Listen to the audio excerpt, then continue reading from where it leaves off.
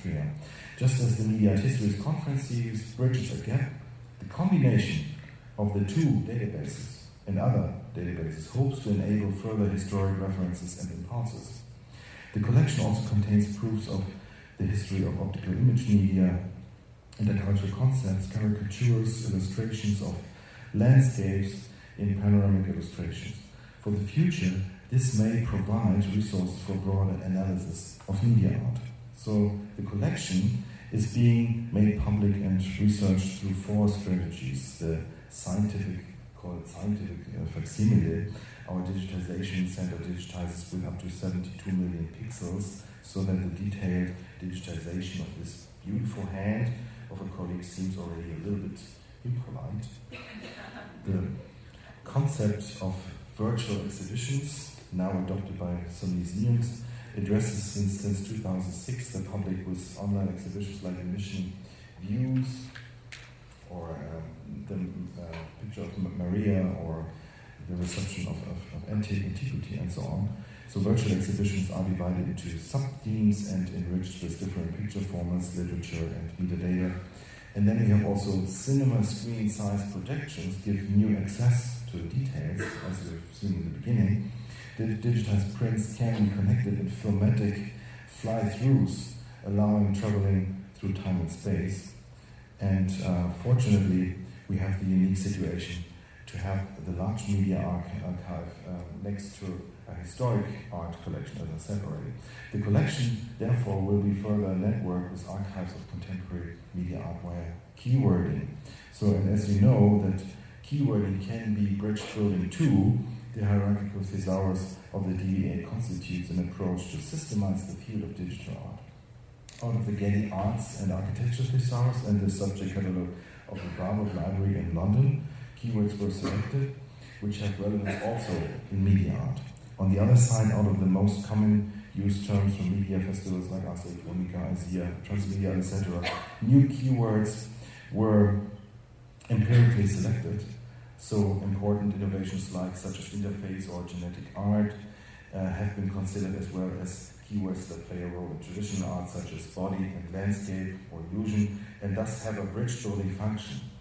It was important to limit the number to approximately 350 words, so that members of the database can assign use and keyword their own works without great study of a too complex index. So the idea was to create a popular tool, so which everybody can use. The categories led to natural overlapping, so that the hybrid artworks can be captured through clustering. Important for us was the thematical usability for the humanities. We wanted to avoid something only new, separated from our cultural history. Let me finish with some remarks on the challenging and serious situation of media art research today. With the DBA involved in the field of media art tool development from its beginning, we witnessed the crises of documentation during the last years. Since the foundation of the database of virtual art in 1999, a number of online archives have arisen, the Grau Foundation Montreal, Netzspannung at the Fraunhofer Institute, or Medienkunstnetz at ZKM, the Boltzmann Institute for Media Art Research in Linz. All these major projects of the field terminated, lost their funding, expired, or they lost key researchers like me too in Rotterdam. In this way, the originated scientific archives, which more and more often represent the only remaining contextualized image source of the work, do not only lose their significance for research and preservation, but in the meantime, partly disappear from the web. Not only the media art itself, but also its scientific documentation fades, that future generations will not be able to get an idea of the art of our time. And even the Europeana, a large but underfunded project for Europe-wide networks of digital collection documentation, is rendered meaningless if the foundation, the archives themselves, are not continued. To put it another way, till now, no sustainable strategy exists. If we take a look on media art research over the last 15 years, then it is clear what we need is a concentration of high-quality scholarly documentation, as well as a huge expansion of strengths and initiative. So first, in the field of documentation, systematic preservation campaigns do not exist, so far as we know. It is essential to unite the most important lessons learned and strategies developed by initiatives, either existing or abundant, under the single roof of an international institution that can guarantee persistent existence. It can be also a number of institutions, but it would be good to start with one. That can guarantee persistent existence, such as the Library of Congress or an equivalent European or Asian institution, where, however, it would need to be supported with adequate expertise from the network of important archives and initiatives. This could be the best way to protect documentation from being lost. Second, but also the establishment of an appropriate research institution bringing together the best heads of the field would be necessary. And third, the European Commission expressed the goal to double funds for pilot projects in interdisciplinary fundamental research, but this is not enough. For up-to-date digital humanities, the funding structures must be internationalized in ways similar to those enabling modern astronomy, genomics, and climatology. That's why I mentioned this before. In order to create enough momentum and the necessary sustainability, responsible sponsors like NSF, DFG, European Union, etc., have to ensure international, long-term, sustainable structures. Only when we develop systematic and concentrated strategies of collecting, preservation, and research, we will be able to fulfill the task which digital culture demands in the 21st century. In astronomy, the funding agencies developed and modernized their system towards sustainability. The virtual observatory infrastructure is funded on an ongoing basis, and there is international coordination between a dozen or so countries that produce astronomical data. For media art research, a commitment by the best experts from the field is needed in a long-term occupation. Let's recall the enormous and sustaining infrastructure that was developed for traditional artistic media, painting, sculpture, architecture, even film, photography, and their corresponding archives over the course of the last century. What is needed is an appropriate structure to preserve at least the usual 1 to 6% media art production, the best works. If we compare the worldwide available budget for traditional art forms with the one for digital culture, then we understand how inadequate the support for our present digital culture, the most complex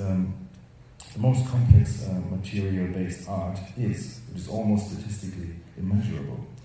The faster this essential modification to our cultural heritage record can be carried out, the smaller the gap in the cultural memory, shedding light on the dark years which starting about 1960 and last till now is. Hearing that there are experts of contemporary old media art, sculpture, painting, etc., that try to exclude the art of our time with the widest need is sad, and ironically, as we learned from Eddie Schenken, Hubert, and Thomas, the exponents of an exclusion of media art justify this with its connection with technology. This confession truly is a disaster, not so much for the interests of those people, but for the tax-paying public who deserves the right to be enabled to think about our time through media art. It might be lightness, it seems more a desire to keep life easy and save the time needed to understand the immense complexity of media art and its preservation needs. But this ignorance is not something we should just tolerate. It means that although our societies, the political, the financial, the cultural, are more and more driven by modern technologies, the art market, a number of biennales and most contemporary art museums, deny the public which pays their bills the needed aesthetic and intellectual confrontation with the art of our time. But the attempt to separate art from its time is not new. It is also comparable with earlier movements of world escapism, like the forms of 19th century historism. But our modern societies need to be able to reflect on their time and future. And as we know, media art plays a seminal role in that process. As we see, media art needs as many bridges as possible. Conferences, new scientific tools like databases and text repositories, new strategies for documentation and visual analysis of complex data, new curricula for the next generation of teachers and collectors. So maybe in the near future, We can create collective tools as represented as a vision in Christa Sommerer and Laurent Mignonneau's work, The Living Web, which generates a spatial information sphere from search engines for web images in a cave. The work represents a new instrument for visual analysis, with the option of comparing up to 1,000 images in a scientific discussion. Captivating new visualization tools could provide access to the breadth of digital culture production, coupled with the depth of historical optical media. New unpredictable understandings of today's image media and image revolution can be enabled.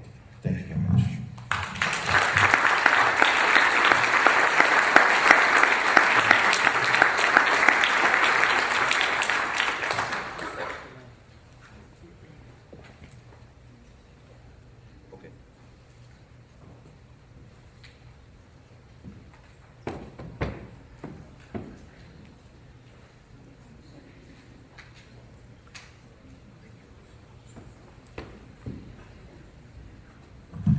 Few minutes of discussion wanted? Or there's a question again. Okay.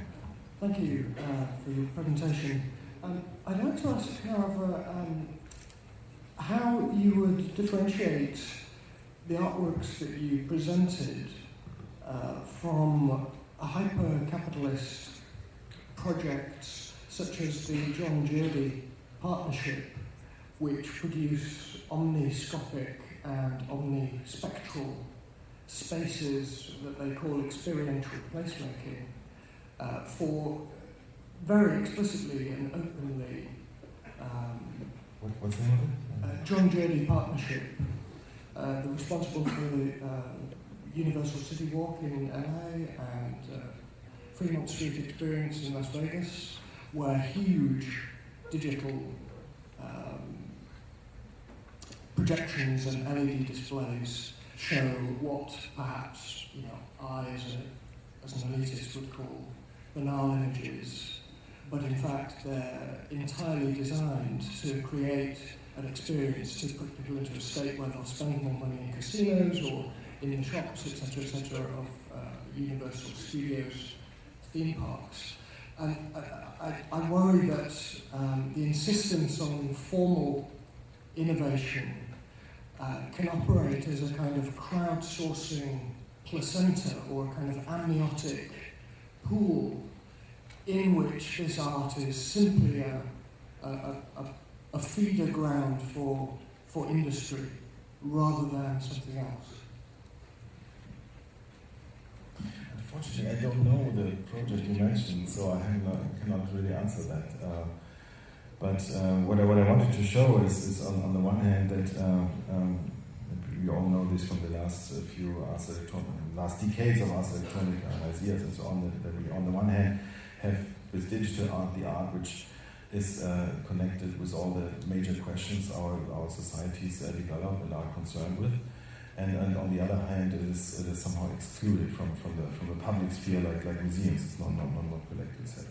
So therefore, I think that there's a lot of emancipative energy in contemporary media art, of course.